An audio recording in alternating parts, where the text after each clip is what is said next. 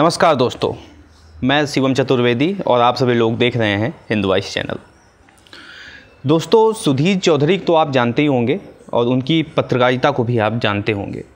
सुधीर चौधरी एक जी न्यूज़ के पत्रकार हैं जो कि प्राइम टाइम में 9 बजे, रात के 9 बजे अपना एक शो लेके आते हैं जिसका नाम है डीएनए मतलब डेली न्यूज़ एनालिसिस। तो उसी न्यूज़ में एक 16 तारीख को एक स्ट्रिंग ऑपरेशन चलाया गया।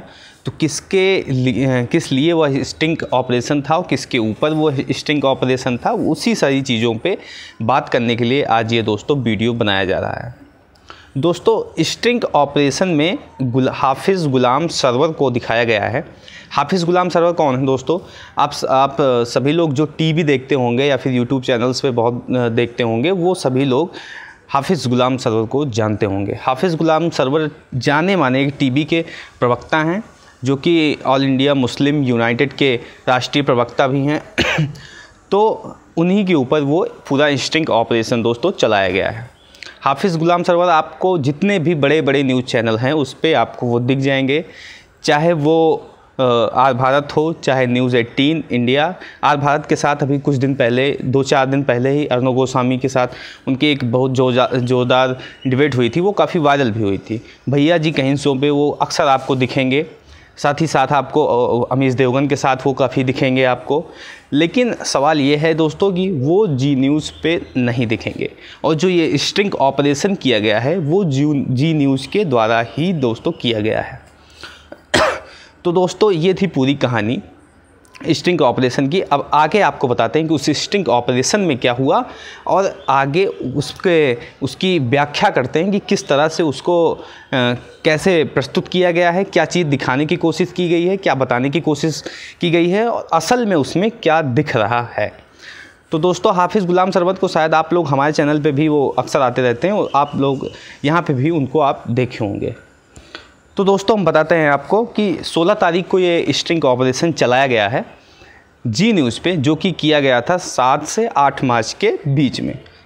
तो जी न्यूज़ उस स्टिंग ऑपरेशन में यह दावा किया जा रहा है दोस्तों कि हाफिज़ गुलाम सरवर ने जो तबलीगी जमात से जुड़े लोग थे उनको भगाने में उन्होंने मदद की, और ऐसी बहुत सारी चीज़ें थी उसमें।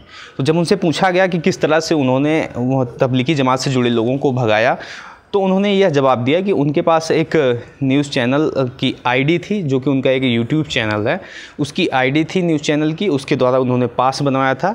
उस पास के ज़रिए वो बहुत दिनों से जगह जगह घूम रहे थे और उसी के ज़रिए उन्होंने मदद के दायरे में क्योंकि वीडियो में ये कहा गया था वो मदद करना चाह रहे थे तबलीगी जमात के जो जुड़े लोग थे उनकी, लेकिन उसको इस तरह से दिखाया गया कि वो भगाना चाह रहे थे दोस्तों। तो ये थी बात सीधी ये।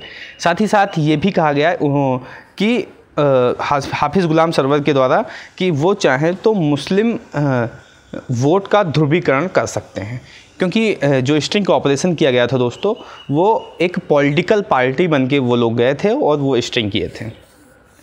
आज मैंने हाफिज़ गुलाम सरवर जी से बात की तो उनका ये कहना था कि ये पूरी तरह से वीडियो जो था वो डॉक्टरेट था, बहुत सारे कट्स हैं इसमें, ये बिल्कुल फेक है, बिल्कुल सही नहीं है।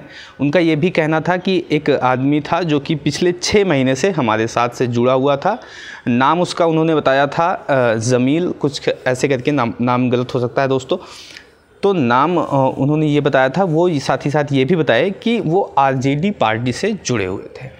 वो जो शख्स था जिसने पूरा स्टिंग किया, वो उनके संपर्क में 6 महीने से था और वो आरजेडी पार्टी का सदस्य खुद को बता रहा था दोस्तों। तो उसके बाद ये कई सारे सवाल निकल के सामने आते हैं और एक वजह सबसे बड़ी इसकी उन्होंने यह बताई कि उन्होंने कुछ महीने पहले सुधीर चौधरी के ख़िलाफ़ एक बयान दिया था।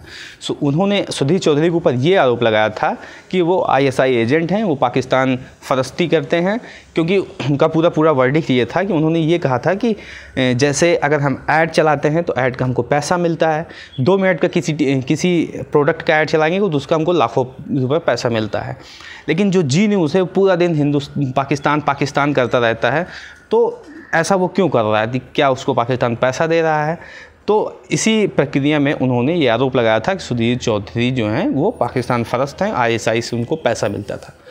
तो उनका सीधा कहना यही था कि इस बात की चिढ़न थी और इसी वजह से वो स्ट्रिंग को इस तरह से डॉक्टरेट करके दिखाया गया।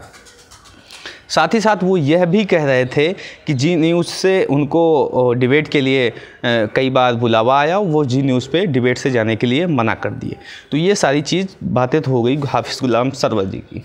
लेकिन दोस्तों जब पूरा वीडियो जो स्ट्रिंग ऑपरेशन का न्यूज़ चैनल पे दिखाया गया तो उसकी पिक्चर थोड़ा सा अलग दिखती है, थोड़ा सा अलग इस तरीके से दिखती है कि कहीं ना कहीं उसमें सुधीर चौधरी शुरुआत में पहले हाफिज़ गुलाम सरवर का बचाव करते दिखते हैं, फिर उसके बाद थोड़ा आक्रामक होते हैं, फिर नरम हो जाते हैं। लेकिन जो उनकी मूल भूमिका है, जिस तरह से तबलीगी जमात के लोगों के ऊपर वो अटैक करते हैं और जो चीज़ें होती हैं और जो न्यूज़ चैनल होती हैं, उसमें कहीं ना कहीं कुछ इसमें बदलाव सा दिख रहा था दोस्तों। तो यह क्या ये बिल्कुल सही है, ये जो स्ट्रिंग था ये सही है कि कहीं ना कहीं कोई कंस्पिरेसी है इसके पीछे? ये कुछ भी हो सकता है। हाफिज़ गुलाम सरवर ने कहा कि अभी वो मीडिया से बात नहीं करेंगे 2-3 दिनों तक, जब सब पूरा मैटर शांत हो जाएगा उसके बाद वो मीडिया से बात करेंगे। तो अगर ऐसी कोई बात होगी तो मैं उनसे ज़रूर बात करूंगा, इंटरव्यू लेने की कोशिश करूंगा और आप सब लोग को दिखाऊंगा। लेकिन दोस्तों बात फिर भी वही आ जाती है कि क्या ये कोई कंस्पिरेसी थी या फिर इसमें कोई सच्चाई दिख रही है? हाफिज़ गुलाम सरवर की माने तो ये पूरी तरह से एक कंस्पिरेसी थी उनको फंसाने के लिए, और वीडियो डॉक्टरेट है, उनका कहना ये था। लेकिन साथ ही साथ दोस्तों इस बात पे भी गौर करने वाली बात है कि सुधीर चौधरी खुद उनका बचाव करते हुए इस पूरे वीडियो में दिखाई पड़ रहे हैं। पहले शुरुआत में वो सीधा सीधा स्पष्ट कर देते हैं कि यह शख्स तबलीगी जमात से जुड़ा हुआ नहीं है। तो और ऐसी बहुत सारी चीज़ें अगर आप पूरी वीडियो देखेंगे तो आपको ऐसा लगेगा कि कहीं ना कहीं एक सेफ्टी के दायरे में रह के वो अपनी बातें रख रहे हैं दोस्तों। तो दोस्तों आगे इस पे क्या हो सकता है, क्या निकल के सामने आता है? अभी उन हाफिज़ गुलाम सरवर के ऊपर कई सारे चार्जेस लगे हुए हैं, वो पुलिस के दायरे में हैं। कल 6-7 घंटे वो थाने में बैठाया गया था उनको। अभी लीगल प्रोसेस जो है वो चल रहा है दोस्तों। इसके बाद क्या होता है वो अपडेट्स मैं आप सब लोग को देता रहूँगा। तब तक के लिए दोस्तों धन्यवाद। वीडियो को ज़्यादा से ज़्यादा लाइक करें, चैनल को सब्सक्राइब करना ना भूलें और वीडियो को ज़्यादा से ज़्यादा शेयर करें ताकि ये सारी खबरें ज़्यादा से ज़्यादा लोगों तक पहुंच सकें। धन्यवाद दोस्तों।